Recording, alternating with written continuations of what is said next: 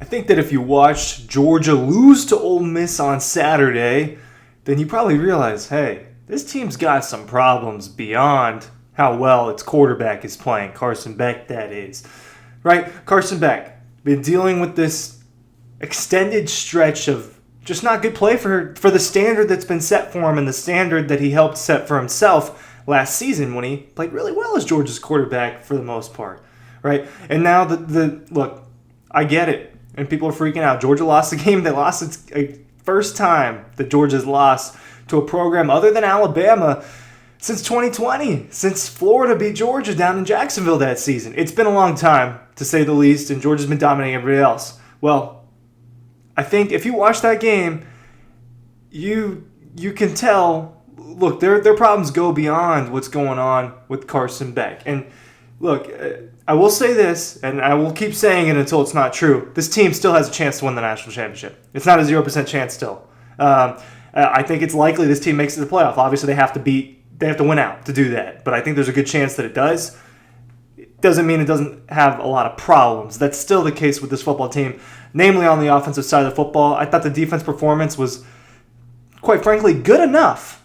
Good enough. It should be good enough. Can you score 26 points? Can you score 25 points? That's what the offense was tasked with doing, essentially, and it didn't do that on Saturday. I think that there are issues with the offensive line, with the running backs, with the receivers, the tight ends. It's the entire offense right now. It's not playing as well as a unit.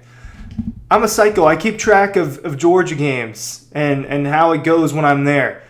I've seen Georgia lose only a handful of times, and that was the worst. I mean, it was along the lines of 2019 South Carolina in terms of just this offense is just bad. It was a bad offensive performance by the Dogs. I've got a unique perspective at these games. All right, a lot of these games, not all the time, and not necessarily for the whole game, but we've got the cameras, and we're unique at Dawg Post. We've got a giant 600 millimeter lens. I'm at an elevated surface. Right, not a bar, but an elevated surface, whether it's up top, whether it's in the middle of the stadium, wherever. I take that camera and I go where I can. I can see a lot. It's like looking through a telescope. I can see what's going on. I can zoom in and see the pores on people's faces. The offensive line was bad on Saturday. And to me, that was Georgia's biggest problem, and it starts there. Right? So let's talk about that a little bit. Ryan Curley from Dawg Post. Talking about Georgia's problems right now. They've got more than one, and it's not just their quarterback, Carson Beck. We will get to Carson. I've got a few gripes with what happened with him on Saturday. And no, it does not involve him laughing on the sideline. All right, and I'll hit that as well. Newsletter's down below. Make sure you're checking it out. We'll keep hammering out the content. It's a big weekend. It's still going to be a big couple months no matter what happens for Georgia on Saturday. Listen, Tate Ratledge is injured still. Right, and it seems like he had a setback in practice, or at least he wasn't able to practice the way he was a couple weeks ago, the week heading into the Ole Miss game. Apparently he didn't practice at all. Why is he out there? First of all, is my first question. Why is he out there at all? They gave him a chance to play. He played a little bit. He didn't play a lot. If you didn't know this, Georgia likes to rotate players on its offensive line. They don't just have 5 that they play. They're left tackle, left guard, center, and so on. They've got more than one that they want out there for some of these positions. And they're dealing with injuries. Micah Morris has been hurt. Jared Wilson's been a little bit in and out. I think he's fine now, though. And Tate Ratledge obviously missed extended time, and they're trying to get him back in there, the All-American guard that they have. Well, look, Monroe Freeling is a guy that's playing tackle, a guy that's moving around there. Xavier Truss is moving between tackle and guard. They've got Dylan Fairchild at left guard for the most part. They've got Jared Wilson in and out with Drew Bobo. They've got Drew Bobo coming in there at guard. They've got Ernest Green, who's left tackle. It's a lot. There's a lot going on. Something that I noticed in this particular game that I don't typically notice with Georgia's offensive line is they rotated during the drive a couple of times. And I was like, they're not even giving these guys a full drive. Kirby knows more about football. Stacey Saros knows more about football than me. He knows more about football than every one of you watching, unless somehow some football genius is watching here too. Welcome to the channel, by the way, if that's the case. I don't understand the rotating as frequently. I'm under the understanding, and I've got an offensive line, buddy, that you need to establish some chemistry there. That's part of a great offensive line, has chemistry. And to me, it just seems like Kirby knows more, and I get it, and obviously they know more than I. But to me, it seems like it could be a little problematic having guys in and out all the time. When a right guard and a right tackle, there's a lot of chemistry that's involved with playing next to each other on the line. So when people are moving around and sometimes they're playing guard and tackle in the same game, to me, I can see that it'd be problematic. I'm not saying that it exactly is. I'm questioning it, and if someone smarter than me about this knows, then I'd like to hear about it. I'm all ears.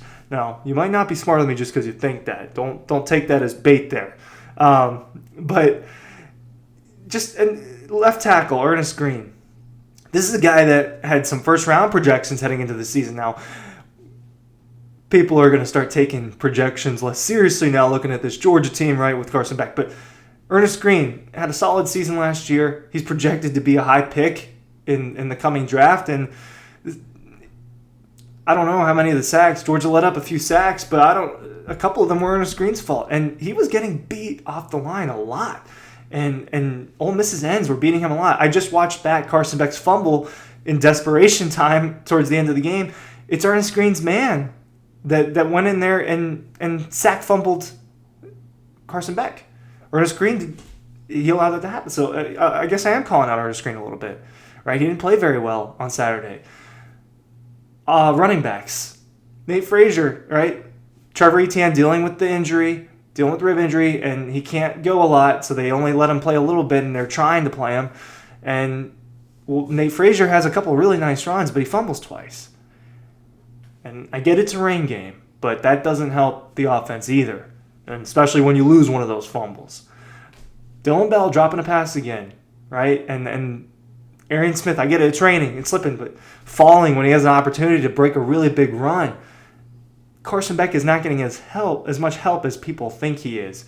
And Oscar Delp disappeared. Where is he? Where's Oscar Delp? I mean, this offense is just not at all what we thought it was. I'm wrong sometimes, and I've been wrong a lot about things that have happened this season. It's been a weird season of college football, and and I watch a lot of it. I watch as much as I possibly can. I can't watch every single game, but I do go back and I check out what happened in these games if I didn't get to watch it. And man, this has been a weird season. But I told you I thought it was going to be a really good offensive season for Georgia. I was more concerned about the defense. I was wrong, and it should have been the other way around. Georgia doesn't have an elite weapon, and that includes the running backs and the tight ends and the receivers. And the offensive line is playing far worse than we thought it would. I thought that this was going to be the year that Georgia finally got over the hump. They won that Joe Moore Award that they've been competing for the last few years. And I was like, you know what, this time I think that it's finally going to happen for Georgia. Well, it's not been the case at all right? Now, you couple that with the fact that Carson Beck hasn't played well either. But in this particular game against Ole Miss, to me, there wasn't too much that Carson could do. He made some plays with his legs. He did a better job of doing that. Now, the interception was a bad throw. It was a throw that could have been completed, and it wasn't completed because it was a bad throw, and that's on Carson. But when he doesn't have a lot of time to throw, and they're not dialing things up downfield, I mean, what much is he supposed to do? He didn't play like crap. So defending Carson Beck a little bit, you want to talk about him laughing on the sideline? Whatever. I mean, I understand you prefer for him to sit there and be locked in, and I get it. I guess I do too. But, we're talking about the camera capturing a few seconds of his life, and everyone's attacking him for that and for giving off a laugh. What if that's the way he deals with stress, is a little bit of humor? It's the way I do it, and I don't know what Jaden Rashada whispered in his ear right before that. So I just say I don't care about little stuff like that sometimes. And I don't get where that's coming from. But he could have done more, and there was a couple of things where there was one time in the red zone where he threw to Cash Jones, and I thought he could have hit Lawson Lucky for a touchdown. And to me, that's on Carson Beck. Maybe a little pump fake to Cash Jones and throw it into the end zone. And obviously the interception, and obviously not protecting the ball on that fumble. But he was under fire for a lot of the game. Georgia ran for, I didn't even bring numbers up. Georgia ran for 1.9 yards per carry. And they had 6 yards per pass attempt. What is he supposed to do? Georgia's offense was bad all around, and I think it's concerning. Thanks for watching.